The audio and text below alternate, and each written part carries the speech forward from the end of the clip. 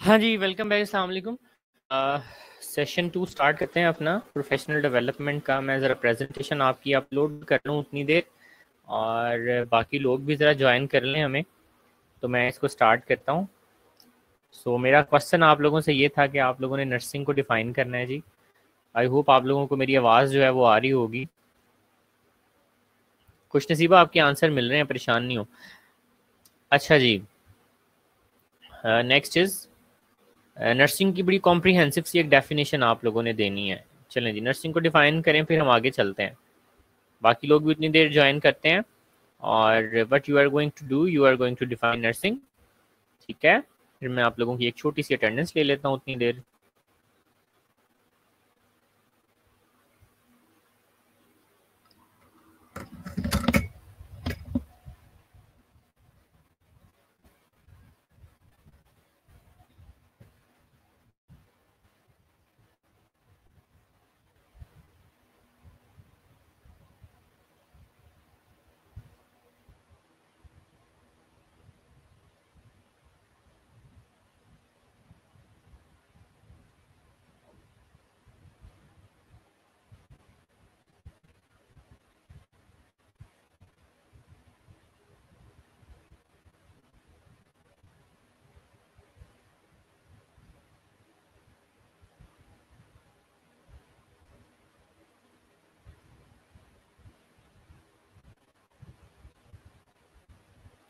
ठीक है जी, मुझे मुझे आप लोगों के आंसर्स बिल्कुल मिल रहे हैं, और मैं देख रहा हूँ वेरी नाइसली डेफिनेट डिफाइन को।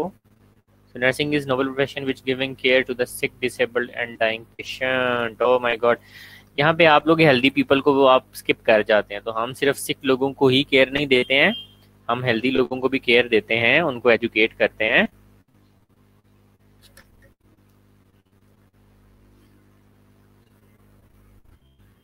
बहुत ज़बरदस्त डेफिनेशन जो है वो शेयर किया रूहील ने, वो मैं आप लोगों के साथ शेयर करता हूँ जी।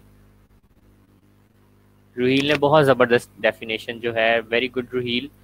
सो ये मैं आप लोगों के साथ डेफिनेशन जो है ना इधर स्क्रीन के ऊपर शेयर करता हूँ। ये जी, so here we have it. So ये this is a very good definition of nursing. So ये आपके सामने है। इसको ज़रा देख लें, लिख लें, याद कर लें। ठीक है, तो this is a very good definition. उसके बाद हम आगे चलते हैं।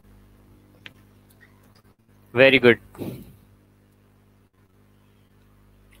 ये डेफिनेशन आपके सामने है, लिख लें कहीं पे। इसका स्क्रीनशॉट लेना है, स्क्रीनशॉट लेना है, पिक्चर लेनी है, पिक्चर ले लें। This is a very good definition. तो ये वाली डेफिनेशन आप लोगों ने ना याद कर लेनी है, ठीक है।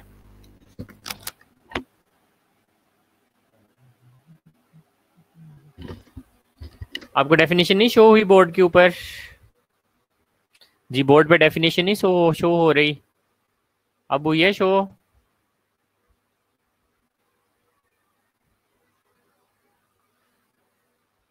अभी हो जाती है भाई शो, देखो हुई है शो।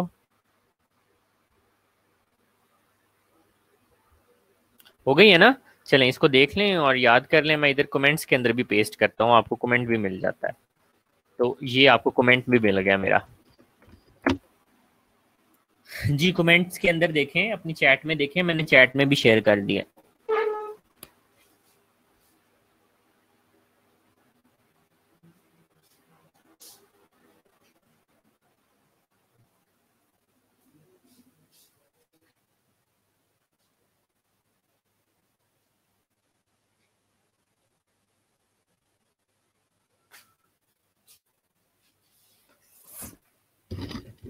चलें जी, चलें अब मैं अपने नेक्स्ट सवाल की तरफ आ जाता हूँ।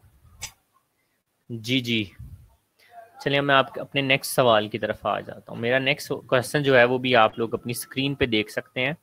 मैं अभी यहाँ पर सवाल लिखता हूँ और अब उसका जवाब देना है आपको। सो व्हाट डू यू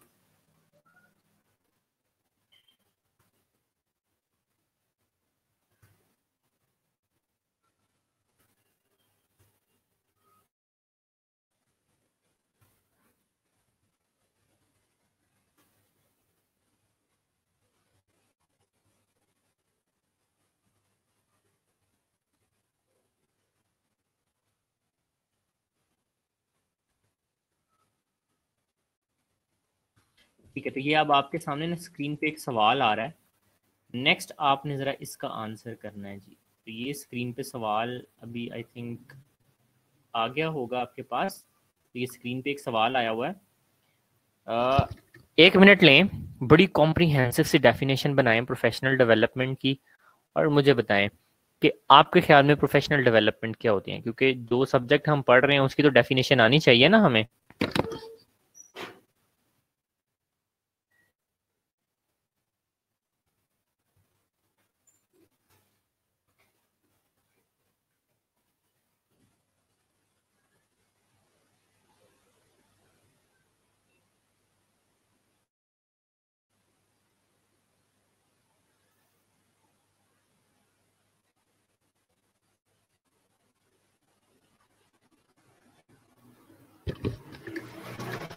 हाँ जी, तो प्रोफेशनल डेवलपमेंट की डेफिनेशन बतानी है आपने। आपने डिफाइन करना है प्रोफेशनल डेवलपमेंट क्या होती है। बड़ी कॉम्प्रिहेंसिव सी होनी चाहिए, 3-4 लाइनों की।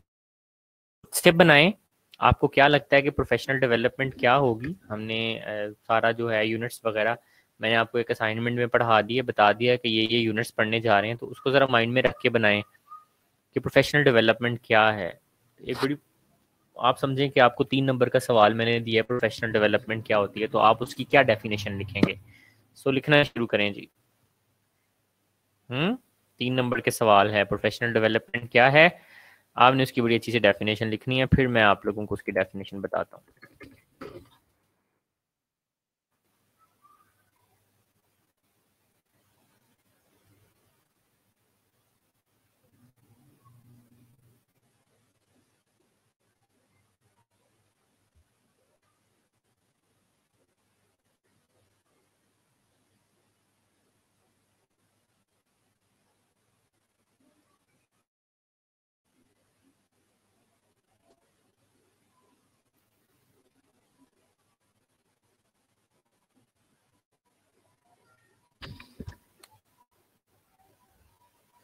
अच्छा जी, फरीन की सबसे पहले आई डेफिनेशन, साइमा यासीन की आई है, learning and adopt new things in nursing, it is a learning to maintain professional relationship. ठीक है, थोड़ा सा एक्सपेंड करें यार डेफिनेशन को। 3 नंबर की है, 3 नंबर की डेफिनेशन में क्या लिखेंगे, फिर मैं बताता हूँ आपको डेफिनेशन। पहले आप लोग बताएं, 2 मिनट लें, अच्छी सी लिखें, एक देखते हैं कि किसकी मुझे पसंद आती है डेफिनेशन, फिर मैं उसमें ऐड करके आपको बताऊंगा कि प्रोफेशनल डेवलपमेंट का बेसिकली मतलब क्या है। आयशा तारिक कहते हैं the continuous training education of individual regarding career.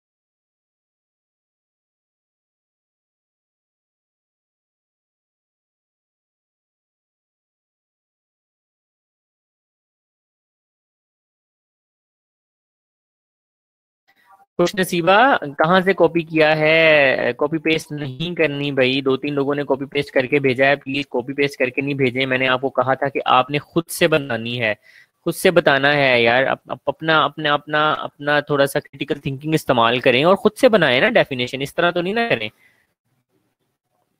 आपको एक मैंने ओवरव्यू दे दिया सब्जेक्ट्स का, तो यार आप लोग जरा खुद से बनाए ना डेफिनेशन, थोड़ा सा खुद से बना के सेंड करें। ठीक है जी, मारिया गौस की मुझे डेफिनेशन पसंद आई है, मरियम जफर की डेफिनेशन अच्छी है। और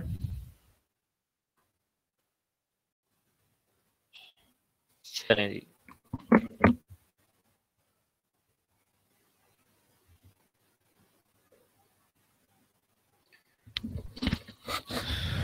जी,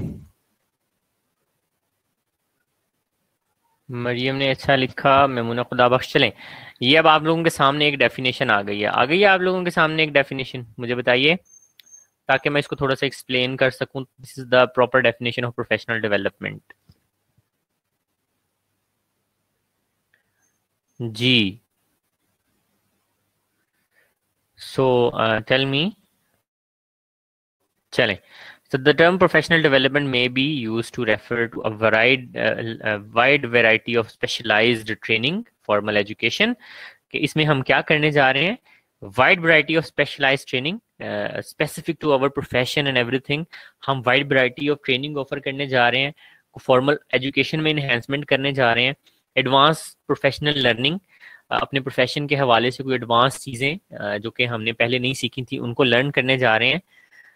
क्यों करने जा रहे हैं इसको?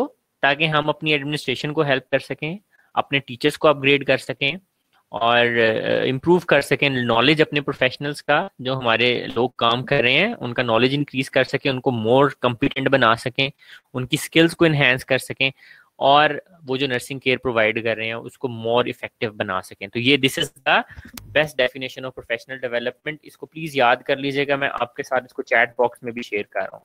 तो चैट बॉक्स में भी आपके पास आ गई है, इसके स्क्रीनशॉट ले लें, इसको अच्छे से समझ के इसको रट्टा लगा लीजिएगा। This the definition of professional development. So if you are done तो हम आगे चलते हैं। जी, यहाँ तक कुछ सवाल है तो बताएं, फिर हम आगे चलें। जी, यहाँ तक कोई सवाल है तो प्लीज बता दें, अदरवाइज हम आगे चलते हैं। जी,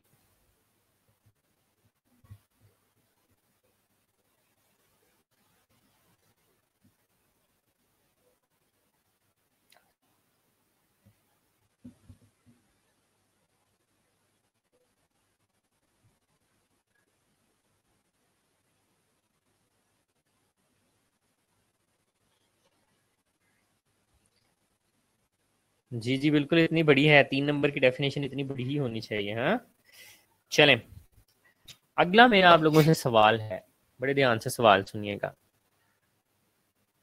मेरा सवाल आप लोगों से ये है कि आप लोग आप लोग भी प्रोफेशनल्स हैं, प्रोफेशन फेलोज हैं, हम सारे एक ही प्रोफेशन से हैं। सो मेरा सवाल आप लोगों से ये है, पिछले 1 साल के अंदर, ये पिछला 1 साल गुजरा है, 2019-20 हम साथ ही रहे हैं, आपने अपनी प्रोफेशनल डेवलपमेंट करने के लिए क्या क्या किया?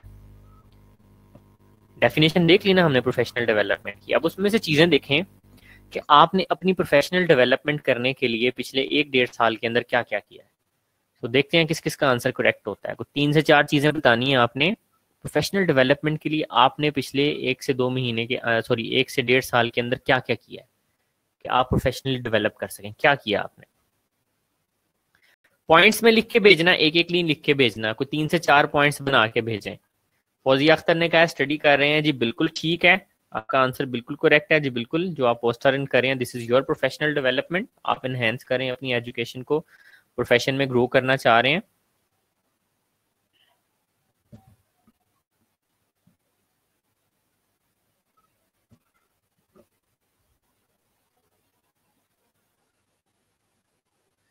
जी जी, फहीम कह रही है स्पेशलाइजेशन की है।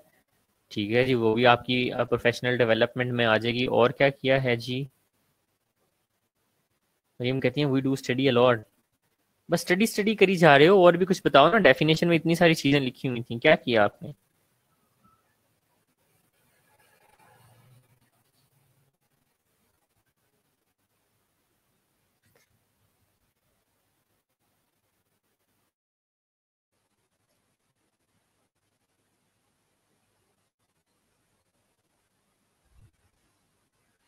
सबा नज़ीर कहती हैं डिप्लोमा से डिग्री किया, प्रोफेशनल स्किल एनहेंसमेंट की, working in gone good reflexes, अपनी कॉम्पिटेंसीज को इम्प्रूव किया। वेरी गुड यार, बहुत सारी चीज़ें मिस करते जा रहे हो।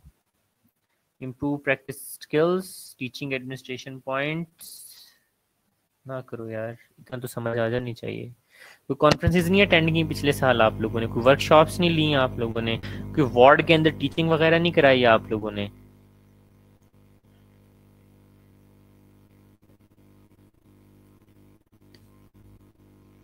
कोई अपनी आपने गलतियों से नहीं सीखी नई चीजें अपनी क्लिनिकल सेटअप के अंदर?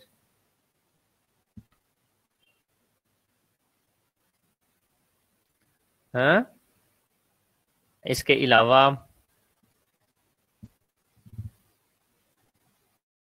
नहीं पढ़ी हैं आप लोगों ने, कोई आर्टिकल्स नहीं पढ़े आप लोगों ने, कोई मैसेजेस आते हैं आपको एजुकेशन से रिलेटेड, वो नहीं पढ़े आपने, वो सारी चीज़ें आपकी प्रोफेशनल डेवलपमेंट है। आपके सीनियर्स ने आपको किसी चीज़ के ऊपर गाइड नहीं किया, काउंसलिंग नहीं किया आपकी, ठीक है, तो ये सारी की सारी चीज़ें जो हैं आपकी प्रोफेशनल डेवलपमेंट में आ जाती हैं, ठीक है। ठीक है, और खुद से आपने लोगों को टीच किया, मरियम ने कहा खुद से आपने कई लोगों को टीच किया होगा, उनकी प्रैक्टिसेस ठीक की होंगी, तो वो भी आपने अपनी प्रोफेशनल डेवलपमेंट की है एक हवाले से, राइट। आप लोगों का एक्सपीरियंस बड़ा है, ये भी आपकी प्रोफेशनल डेवलपमेंट है, ठीक है जी। तो ये सारी की सारी प्रोफेशनल डेवलपमेंट में चीज़ें आ जाती हैं। चलें, एनी हाउ हम नेक्स्ट मूव करते हैं। बिल्कुल, खुश नसीबा कहती हैं कि सर कोरोना पेंडेमिक में पेशेंट्स की बहुत ज़्यादा हेल्प की है, तो उससे भी आपने बहुत सारी नई चीज़ें भी लर्न की हैं, तो that is also a part of professional development. Next चलते हैं जी रोल ऑफ नर्स की तरफ, वापस आते हैं हम अपनी पावर पॉइंट प्रेजेंटेशन की तरफ। Let's come back. सो ये देख रहे हैं हम, the role of nurse is varied and complex. हम पेशेंट के बहुत रोल्स हैं, वो बहुत वेरी करते हैं एक दूसरे से, कहीं हम केयर प्रोवाइड कर रहे हैं और एक जगह पे जाके हम एडमिनिस्ट्रेशन कर रहे हैं, रिसर्च कर रहे हैं, मैनेजमेंट कर रहे हैं, और कॉम्प्लेक्स हैं रोल, सिंपल नहीं है। उसके बाद कहता है caring for patient requires that nurse take on different roles at different times. तो हमें डिफरेंट टाइम्स पे डिफरेंट रोल्स लेने पड़ते हैं। अगर हम डिफरेंट टाइम्स पे डिफरेंट रोल्स नहीं लेंगे तो हम पेशेंट को इफेक्टिव केयर प्रोवाइड नहीं कर सकते हैं जी। तो ये आपके सामने नीचे कुछ रोल्स दिए हुए हैं, मेजर मेजर आप लोगों ने भी बताए, आप लोगों ने बताया कि we care for the patient, which is our basic role, educator, हाँ, सिर्फ ये वाला एजुकेट कर रहा हूँ, दिस इज अनदर रोल। इसके अलावा आप क्लिनिकल बेड साइड के ऊपर अपने पेशेंट को भी एजुकेट करते हैं, तो वो भी एक आपका जो है ना वो रोल है जनाब, ठीक है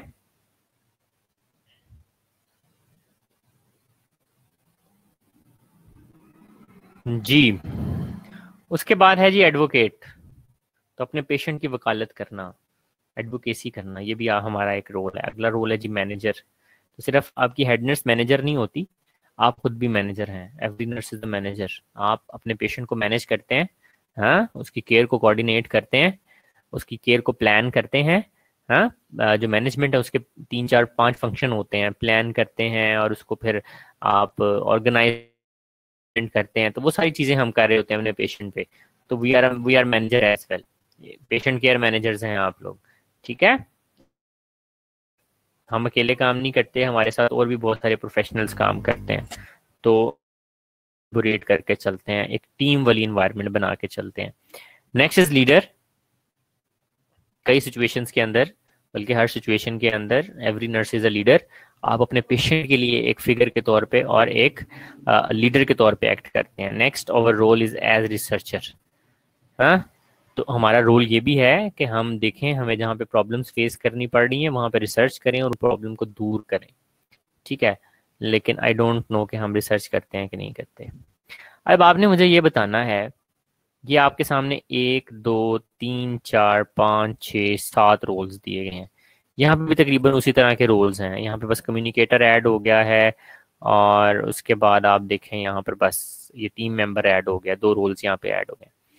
आपने मुझे बताना है कि ये यहाँ पर कुछ 7 8 9 रोल्स दिए हुए हैं, आप लोगों ने इनमें से कौन कौन सा रोल परफॉर्म किया हुआ अपनी जिंदगी के अंदर, अभी तक जितनी आपकी प्रोफेशनल लाइफ है, आपने इनमें से कौन कौन सा रोल जो है वो निभाया हुआ है, ये रोल आप लोगों ने परफॉर्म किया हुआ है। तो कमेंट्स ओपन है आपके लिए, कमेंट्स में लिखें कि आपने अपनी प्रोफेशनल लाइफ के अंदर कौन कौन सा रोल परफॉर्म किया हुआ है।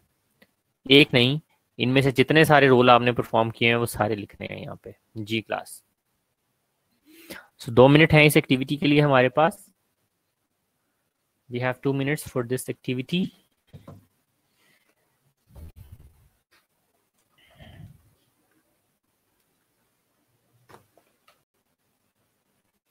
जी, we have 2 minutes for this activity.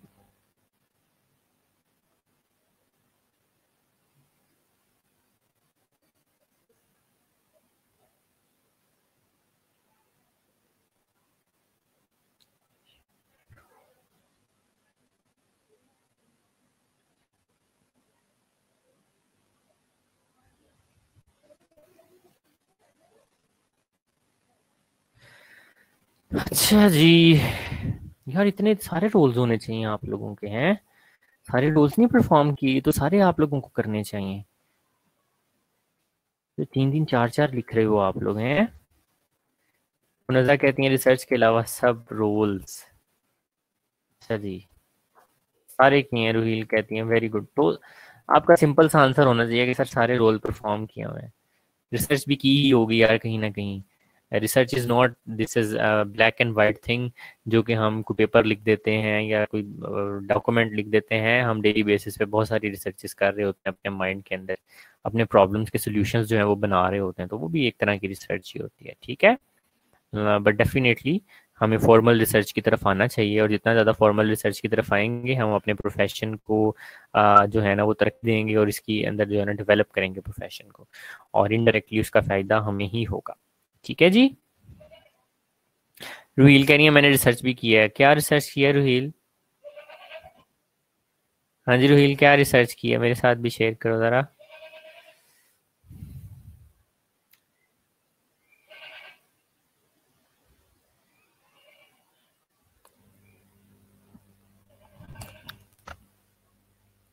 जी, सो अब नेक्स्ट स्लाइड की तरफ आ जाते हैं हम। Next slide is about the nurses role we are ways of Ayesha का सवाल है जी, सर बकरा ले लिया आपने? नहीं भाई, वो बाहर गली से कोई गुजर रहा था, वहां से आवाज आ रही है। अच्छा चलो, दैट्स गुड। चलें, आगे चलते हैं हम। सही है जी। यहाँ पे बकरे के बारे में कमेंट्स आ रहे हैं, बकरे की आवाज जो है ना वो चली गई है।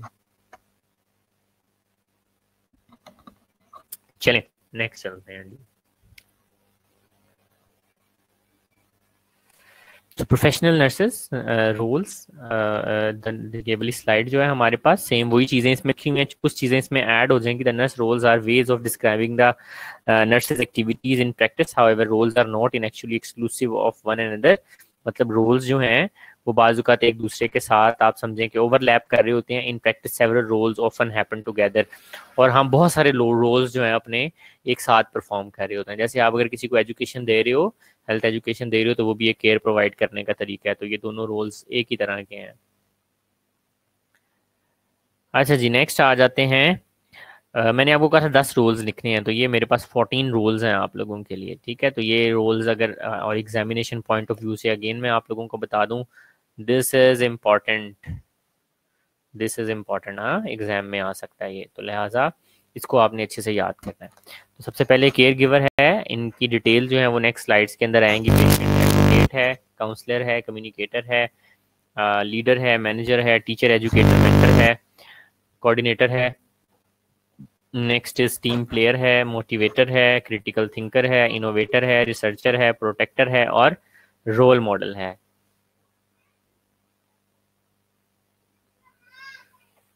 ठीक है, चलें। सबसे पहले जो है वो केयर गिवर है। तो केयर गिवर को अब आप लोगों ने थोड़ा सा इसको अंडरस्टैंड करना है, और कमेंट्स के अंदर ज़रा आपने एक्सप्लेन करना है। कमेंट्स के अंदर आपने ज़रा एक्सप्लेन करना है कि केयर गिवर जो ये सामने आपके लिखा है, आपको इससे क्या समझ आती है। इनोवेटर मीन्स, मारिया तो फैल का क्वेश्चन है जी। इनोवेटर मीन को नई चीजें इजाद करने वाला, हाँ नई चीजें बनाने वाला, मुश्किल में प्रॉब्लम का सोल्यूशन ढूंढने वाला। ठीक है, तो इनोवेशन का मतलब होता है कोई नई इजाद करना। So that is innovator. So ये आपके सामने केयर गिवर के बारे में कुछ लिखा हुआ है। तो अब आप लोगों ने इसे पढ़ना है और जरा सिंपल वर्ड्स में मुझे बताना है समझ आ रही है, देन मैं आप इसमें ऐड करता हूँ। थोड़ी सी एक्सप्लेनेशन इसमें ऐड करते हैं जी। जी क्लास, इसको पढ़ें और उसके बाद सिंपल वर्ड्स के अंदर आपने जरा इसे एक्सप्लेन करना है जी।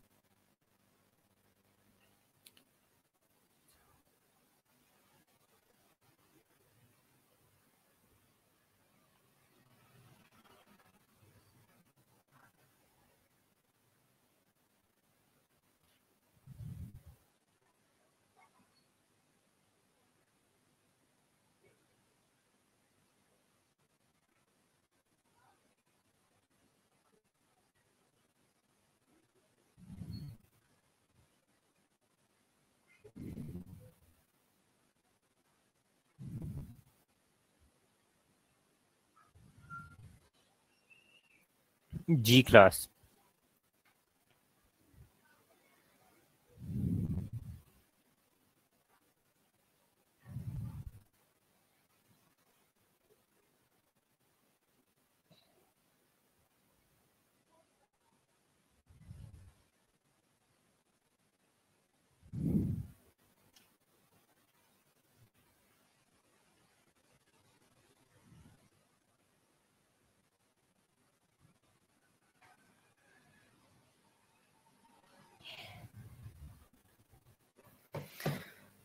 अच्छा जी, ठीक है जी, ठीक है जी।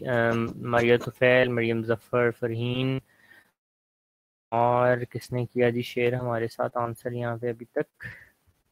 जी, इन लोगों ने शेयर किया आंसर, तो इनके आंसर्स ठीक है। सो ये आप देख सकते हैं एज अ केयर गिवर क्या रोल है जी हमारा। The nurse role as a care giver is the role of human relation. हाँ, chief goal of nurse in the role is to convey understanding about what is important for a patient and to provide support in this regard। तो patient के problem को understand करना और उसके हवाले से उसको जो है हमने सपोर्ट प्रोवाइड कर। Client by attitude action that show concerns for client welfare, acceptance of the client as a person not merely a mechanical being. तो क्लाइंट हमारे लिए सिर्फ जो है वो पेशेंट हमारे लिए सिर्फ क्लाइंट नहीं होता, हमें उसको एक इंसान के तौर पे ट्रीट करना है और उसको अकॉर्डिंगली केयर प्रोवाइड करनी है उसकी ज़रूरियात के मुताबिक। Caring is central to the most nursing interventions and essential attribute of the expert nurse. So care जो है that is not only about कि हम प्रोसीजर्स परफॉर्म कर रहे हैं। केयर जो है वो हमारे एक्शंस में भी नजर आनी चाहिए। केयर एक ऐसी चीज है जो कि फील होती है दूसरे बंदे को। और care is the central thing in all nursing interventions. तो आप जितनी भी नर्सिंग इंटरवेंशंस देते हैं उसके अंदर एक केयर का फैक्टर होना चाहिए कि वो चीज जो भी आप पेशेंट के साथ कर रहे हैं वो उसको आराम ही दे रही है। ठीक है जी, तो that's all about. So next आ जाते हैं हम एडवोकेट की तरफ।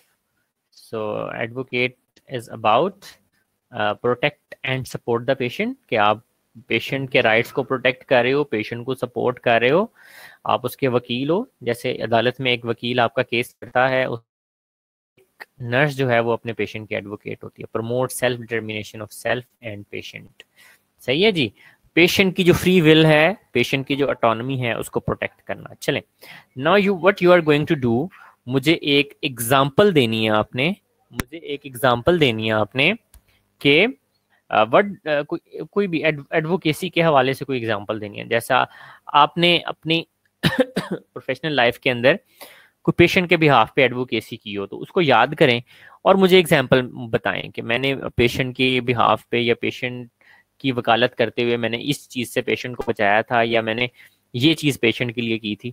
तो एग्जांपल सोचें, आपके पास 1.5 मिनट है इस चीज़ के लिए और लिखना शुरू करें जी जल्दी से।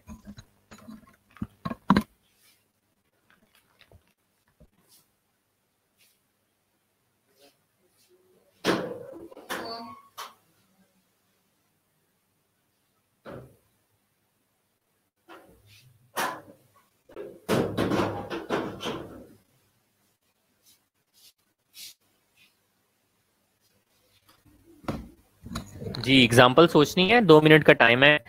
आपने कभी पेशेंट के बिहाफ पे एडवोकेसी की हो तो मुझे यहाँ पे आपने वो एक्सपीरियंस शेयर करना है।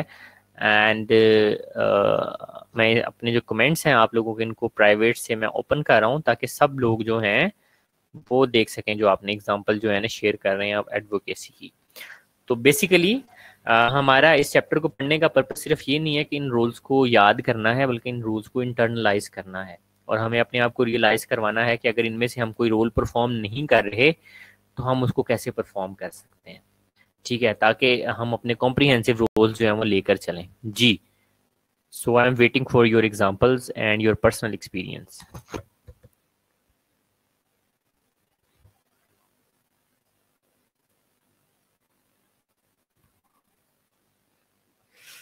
अच्छा जी, फरहीन कहती हैं कि एक पेशेंट था जो कि यंग था और एक ओल्ड था, तो उनके लिए इन्होंने एडवोकेसी की। ठीक है। मारिया तो फैल कहती हैं कि किसी पेशेंट का ट्रीटमेंट चेंज कराने के लिए एडवोकेसी की। तो मैं शेयर कर देता हूँ कि कुछ मेडिसिन होती हैं, ब्रांड्स होते हैं जो कि बड़े महंगे होते हैं और उनके मुतबादिल ब्रांड होते हैं जो कि सस्ते होते हैं। तो आप पेशेंट के बिहाफ पे एडवोकेसी कर सकते हैं डॉक्टर को कहें कि भाई ये पेशेंट अफोर्डिंग नहीं है, तो आप इसको सस्ती वाली मेडिसिन लिखें। रूहील कहती हैं सर सीवीपी पास करते हुए डॉक्टर ने मोर देन 3 प्रिक्स किए तो मैंने उसको वहीं ही रोक दिया था। ये भी एडवोकेसी है कि अगर आप पेशेंट को कोई हार्म होता हुआ देखते हैं तो आप पेशेंट के लिए स्टैंड लें कि नहीं जी ये आप काम नहीं करें, किसी एक्सपीरियंस बंदे को भेजें। जी बहुत बार पेन किलर ऐड करवाए हैं, पेशेंट की कॉल सेंड करने के लिए रिक्वेस्ट की है। वेरी गुड, ये भी बिल्कुल जी, ये बिल्कुल एडवोकेसी है। साइमा यासीन आपने बिल्कुल सही कहा, ये भी एडवोकेसी की एग्जांपल्स हैं। और बस इतने लोग ही हैं जो यहाँ पे नर्स एडवोकेट्स बैठे हुए हैं, बाकी लोग नहीं एडवोकेसी करते पेशेंट्स के लिए। अच्छा जी, मारिया गुलाम गौस, एक दफ़ा सर पेशेंट को मेडिसिन नहीं मिल रही थी तो मैं खुद एमएस के पास गई और उसकी मेडिसिन इंडेंट करा के लाई थी। वेरी गुड, ये भी एडवोकेसी की एग्जांपल है, बिल्कुल जी, दिस इज एडवोकेसी। और जी चलें नेक्स्ट चलते हैं। तो अगर किसी ने कभी एडवोकेसी नहीं की, वैसे तो मेरा ख्याल है कि आप लोगों ने हमेशा ही पेशेंट के लिए एडवोकेसी की होगी, और आप में से कोई भी बंदा ऐसा नहीं होगा जिसने कभी एडवोकेसी ना की हो अपने पेशेंट के लिए। कुछ लोगों को याद नहीं आ रही होगी, तो अपने पेशेंट के लिए एडवोकेसी करनी चाहिए, अपने पेशेंट के राइट के लिए बोलना चाहिए, क्योंकि कल को आपसे इसके बारे में पूछा जाएगा। ठीक है, चलें नेक्स्ट। आप देख सकते हैं इस स्लाइड के अंदर कुछ एक्सप्लेन किया हुआ एडवोकेसी के हवाले से। Patients advocate is an advocate of clients right. तो पेशेंट के जो राइट्स हैं उनको आपने प्रोटेक्ट करना है। पेशेंट के जितने भी राइट्स हैं उनको प्रोटेक्ट करने के लिए आपने एडवोकेसी करनी है। Advocacy involve promoting what is best for the client, ensuring that the client needs are met and protected. तो ये इंश्योर करना कि जो क्लाइंट के लिए बेस्ट है वो उसे मिल रहा है, उसके बाद जो क्लाइंट की ज़रूरियात है ना वो पूरी हो रही हैं। ठीक है, कोई उनको वायलेट नहीं कर रहा है। Social advocacy entails advocating on behalf of the population और community to affect positive change. तो हमारे यहाँ तो कम्युनिटी हेल्थ नर्स का कॉन्सेप्ट नहीं है, तो जहाँ पे ये कॉन्सेप्ट पाया जाता है तो वहाँ हेल्थ नर्स जो है वो अपनी कम्युनिटी के लिए एडवोकेसी करती है, उनकी बेहतरी के लिए जो चीज़ें होती हैं वो सामने लेकर आती है। तो और भी बहुत सारे लोग अपनी स्टोरीज, अपनी एग्जांपल शेयर कर रहे हैं, लेकिन मैं अब जो है ना अब उनको नहीं पढ़ सकूंगा क्योंकि बहुत टाइम लग जाएगा। तो जो स्टार्ट की 5-10 थी वो मैंने आप लोगों से शेयर कर दी है। Next is nurses engage in the form of advocacy can create healthy environment through political actions, community education and involvement in the professional organisation. ठीक है, तो आप एडवोकेसी उसी वक्त कर सकोगे जब आपकी बैक पे कोई होगा, तो आपकी बैक के ऊपर जो है आपकी प्रोफेशनल ऑर्गेनाइजेशन पीएनसी है कि आप पेशेंट के बिहाफ पर जो है वो एडवोकेसी कर सकें। उसके बाद the actions of an advocate are to inform and support. तो एडवोकेसी में क्या क्या आ जाता है? एक तो इन्फॉर्म करना कि इसके साथ गलत हो रहा है या ये चीज़ मिस कर दी गई है, और दूसरा उसे सपोर्ट करना। An advocate inform the client about their rights in a situation and provide them with the information they need to make an inform decision. तो बाज़ वक़्त पेशेंट्स को हमारे राइट ही नहीं पता होते अपने कि हमारे क्या राइट्स हैं, तो वो फिर नर्स का काम है कि वो उनको बताए कि ये आपका राइट है और आपको अपना right. The first step is informing is to make sure the client agrees to receiving the information. First step जो एडवोकेसी का होता है वो इन्फॉर्मेशन होता है। इन्फॉर्मेशन नहीं होगी तो आप एडवोकेसी किस तरह से करेंगे? एक एडवोकेट को क्या क्या करना चाहिए? Either have the necessary information to get it. तो सबसे पहले हमारे पास एक इन्फॉर्मेशन होनी चाहिए। इसकी एग्जांपल मैं आप लोगों से शेयर करता हूँ कि एक पेशेंट था, उसका हार्ट रेट स्लो था, उसको डॉक्टर ने बीटा ब्लॉकर जो है वो एडवाइस कर दी। ठीक है जी, सो हम लोग तो उठा के आराम से मेडिसिन एडमिनिस्टर कर देते हैं। तो वो नर्स ने क्या किया कि उसने वो मेडिसिन उसे नहीं दी और डॉक्टर को जाके इन्फॉर्म किया कि जी ये मेडिसिन इसे नहीं दी जा सकती क्योंकि इसका हार्ट रेट कम है। सो नेसेसरी इन्फॉर्मेशन का होना बहुत ज़रूरी है, नॉलेज होना बहुत ज़रूरी है before advocacy. Want the client to have the information, उसके बाद आप क्लाइंट को भी वो इन्फॉर्मेशन दे सकते हैं। Present information in a way that is meaningful to the client and deal with the fact that there may be other who do not wish the client to be informed. So इस चीज़ को भी mind में रखना है कि बहुत सारे लोग ऐसे भी होंगे जो क्लाइंट को उसके राइट का पता लगने देना बेहतर नहीं समझते हैं। तो जहाँ पर आपके हाथ से चीज़ें निकल जाएं, आप एडवोकेसी ना कर सकें, तो क्लाइंट को आप वो चीज़ इन्फॉर्म कर दें, क्लाइंट अपने एंड के ऊपर उस चीज़ों को लेके चल सके। ठीक है, लेकिन बहुत पॉलिटिकल और क्या कहते हैं प्रोफेशनल रहते हुए। नेक्स्ट आ जाता है जी हमारे पास काउंसलिंग। काउंसलिंग से पहले आई थिंक आप लोग थोड़ा सा थक गए होंगे, तो 5 से 8 मिनट की ब्रेक करते हैं, बल्कि 10 मिनट की ब्रेक करते हैं। 6:36 से 6:46 पे हम वापस मिलते हैं जी ब्रेक करके। आप लोग ब्रेक करें, थोड़ा सा फ्रेश हो, पानी शानी पिए, मैं भी पानी शानी पीता हूँ। फिर हम लोग वापस ज्वाइन करते हैं और हम फिर काउंसलर के हवाले से जो है ना वो पढ़ना शुरू करेंगे। तो क्वेश्चन जो मैं आप लोगों को यहाँ पे छोड़ के जा रहा हूँ वो ये है, कभी किसी पेशेंट और कोई एक वाकया आप लोगों ने याद करना है अपनी लाइफ का, जो आपकी मेमोरेबल काउंसलिंग थी, जो आपने किसी की काउंसलिंग की और उसको बहुत ज़्यादा फायदा हो गया।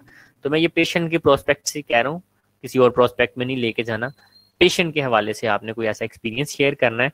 हम जितने भी रोल्स हैं वो एक्सपीरियंसेस के साथ शेयर करेंगे, ताकि हम इन रोल्स को इंटरनलाइज कर सकें अपने अंदर। और अगर हम कुछ चीज़ परफॉर्म नहीं कर रहे तो कॉन्शियसली उसको एब्जॉर्ब कर सकें और परफॉर्म कर सकें। चलें, तो काउंसलिंग की एग्जाम्पल याद, ब्रेक देता हूँ आपको। 6:46, सॉरी 45 मिनट पे हम लोग वापस मिलते हैं जी। ठीक है, so we have a short break till 6:45।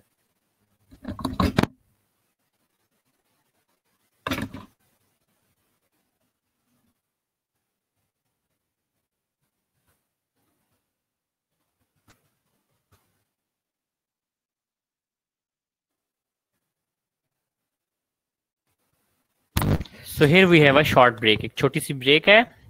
6:45 पे हम लोग वापस मिलते हैं जनाब। ठीक है, तो 6:45 पे आप लोग वापस आ जाइएगा, मैं एक दफ़ा अटेंडेंस मार्क कर लूँगा आप लोगों की। सो लेट अस गो।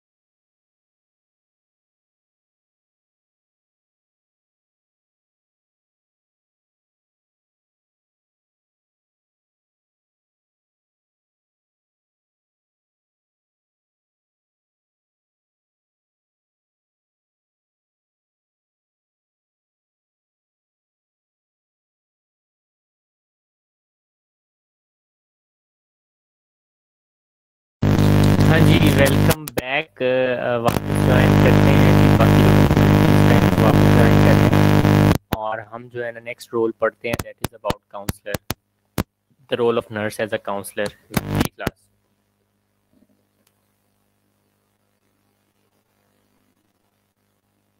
जी, फरीन ने बताया कि उन्होंने ब्लड ट्रांसफ्यूजन के लिए काउंसलिंग की, दैट्स गुड।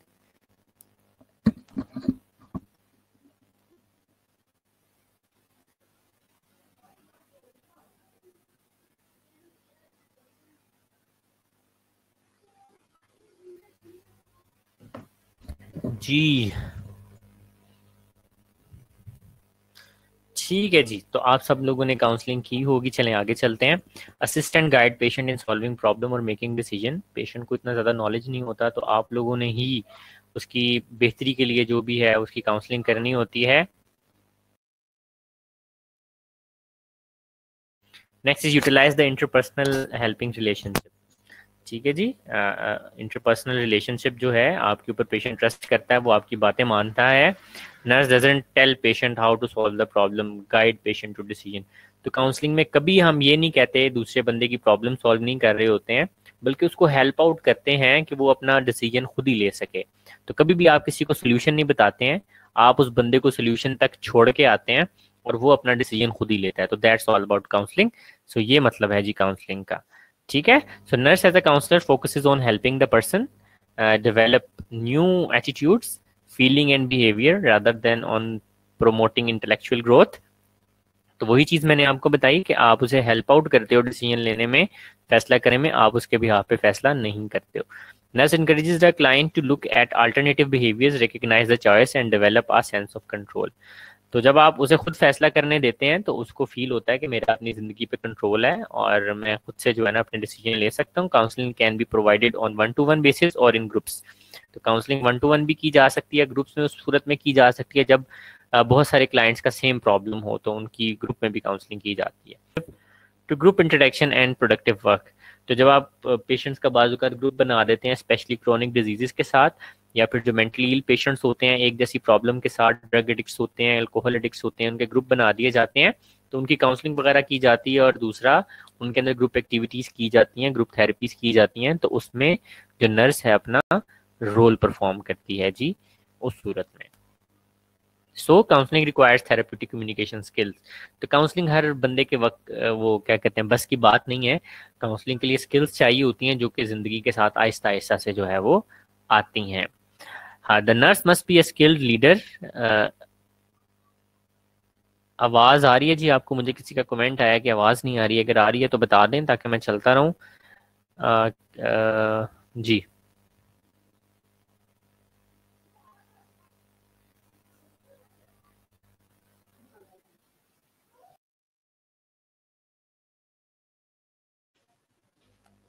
जी, आवाज़ का बताएं मुझे। जी आवाज़ आ रही है आवाज़? अच्छा ठीक है। Must be a skilled leader able to analyze the situation, synthesize information and experience and evaluate the progress and productivity of the individual or groups. तो डेफिनेटली खुद इतना ज़्यादा उसे वो होना चाहिए, खुद उसके अंदर इतनी स्किल्स होनी चाहिए कि वो लोगों की काउंसलिंग करने की सलाहियत रखती हो। The nurse must be willing to model and teach desired behavior, to be sincere when caring in the welfare of others. तो सिंसेयर होके काउंसलिंग करनी है जनाब आप लोगों ने। ठीक है, तो ये that's all about the counselling. तो ये आपके सामने काउंसलिंग होती हुई।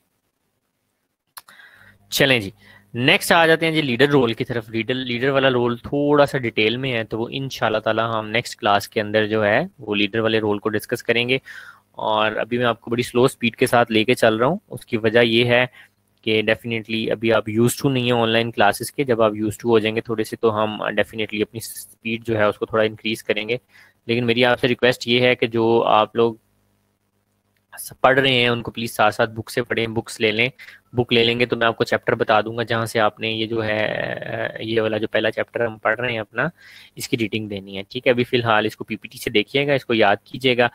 और नेक्स्ट थिंग जो मैंने आपसे डिस्कस करनी है, दैट इज़ अबाउट अगेन, मैं अब स्टार्टिंग की क्लासेस के अंदर आपसे फीडबैक लेता रहूँगा कि हम अपनी ऑनलाइन लर्निंग जो है उसको किस तरह से इम्प्रूव कर सकते हैं। हम अपनी ऑनलाइन लर्निंग को किस तरह से इम्प्रूव कर सकते हैं। ठीक है, आपकी कुछ सजेशंस हैं तो वो प्लीज़ अभी आप यहाँ पे चैट बॉक्स में डाल के मुझे मैसेज कर सकते हैं। So if you have suggestions please share. और कोई सजेशंस हैं तो बता दें, कोई प्रॉब्लम्स आ रही हैं तो बता दें। आहिस्ता आहिस्ता हम अपनी स्पीड जो है ना वो बढ़ाते रहेंगे डेफिनेटली। ठीक है, आहिस्ता आहिस्ता हम अपनी जो स्पीड है लर्निंग की, टीचिंग की, उसको इंक्रीज करते रहेंगे ताकि हम सिलेबस टाइमली कवर कर सकें। लेकिन अभी स्टार्ट में मैं आपको खुद ही जान के जो है स्लो लेके चल रहा हूँ ताकि चीज़ें अंडरस्टैंड होती जाएं, ऐसा ना हो कि आप लोग बर्डनाइज्ड होते जाएं। तो any problem, any suggestion, anything else, you are free to share. मैंने प्राइवेट पे कमेंट्स को डाल दिया तो आप फ्रीली आप यहाँ पे कमेंट कर सकते हैं। जी, तो मैं वेट करता हूँ आपके कमेंट का। जी जनाब।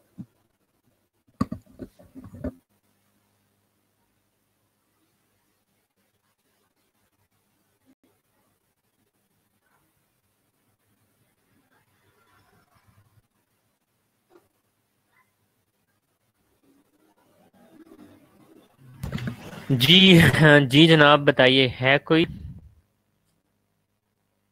एनीथिंग।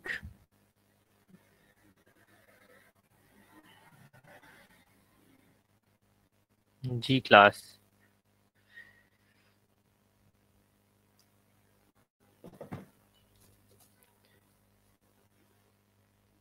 अच्छा जी, आवाज़ ऑन ऑफ होने से प्रॉब्लम आती है भाई, इसका तो अब मेरे पास तो कोई सोल्यूशन नहीं है। या तो ये आपके इंटरनेट में इशू है, क्योंकि मेरे पास तो बड़ा ये स्मूथ चलती हैं चीज़ें। जी, एनीथिंग एल्स। चलिए एंड में मैं एक अटेंडेंस ले लूँ, फिर हम गुड बाय करते हैं एक दूसरे को। अच्छा, आप लोगों से एक इंटरेस्टिंग चीज़ जो है ना वो भी शेयर करता हूँ। करूँ शेयर आपसे?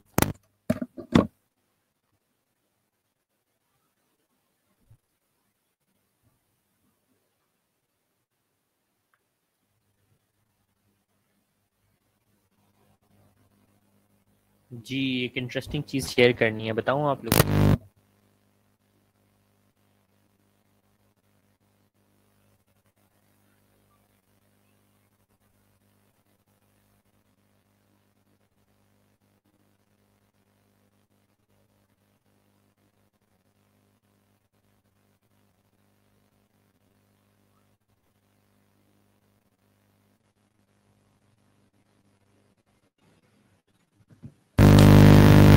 अच्छा जी, तो बचपन में एक चीज़ सुनते होंगे आप, रेडी स्टेडी एप्पल गो।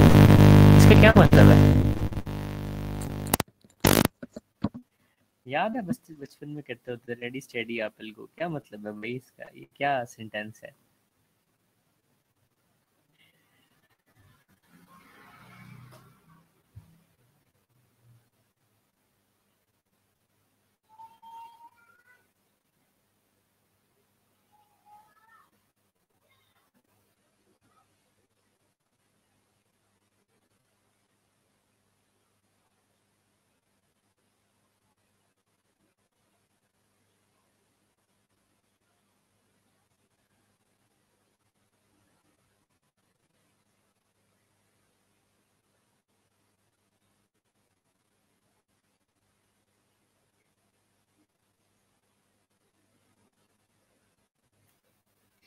रेडी स्टेडी एप्पल गो का क्या मतलब है?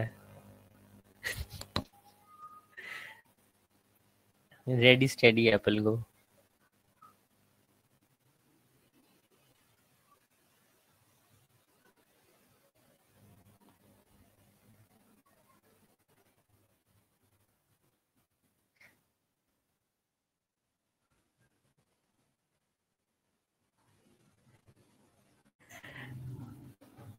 अच्छा जी, सबा नज़ीर का एक सवाल है, इसका मैं इसकी तरफ वापस आता हूँ। सिंगल साइड एफर्ट्स, हाँ सबा बिल्कुल सही बात है आपकी, ये बात तो है। हाँ लेकिन जाहिर है हमें इसको लेकर चलना है अब चीज़ों को साथ साथ। अच्छा जी, ये रेडी स्टेडी एप्पल गो नहीं होता, ये ready steady up and go होता है। It is ready steady up and go.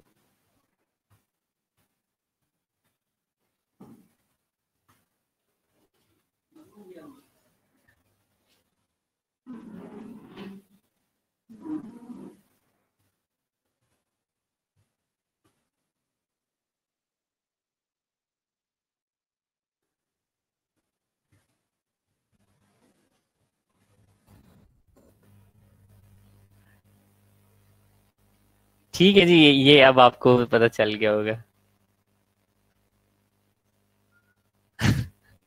सो असल में ना ये रेडी स्टेडी एप्पल गो नहीं है, this is ready steady up and go.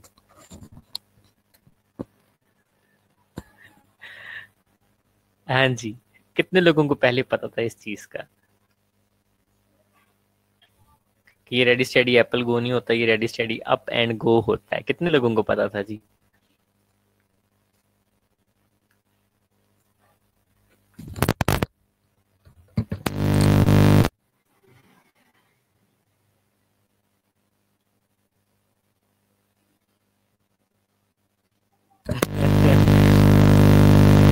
सही है जी, चले अब आप लोगों को ये पता चल गया है।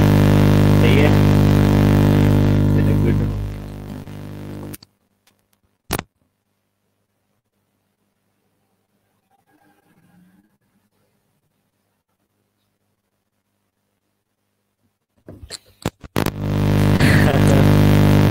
ठीक है जी, ओके करें।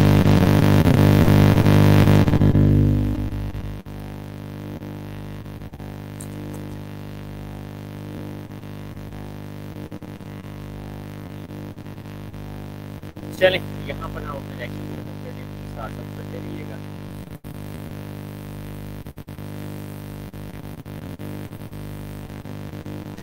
चलें ठीक है जी, अपना ख्याल रखें और नेक्स्ट अल्लाह ताला नेक्स्ट क्लास में मुलाकात होगी। ठीक है, अटेंडेंस के लिए जिस वीक और तो टेक योर गुड।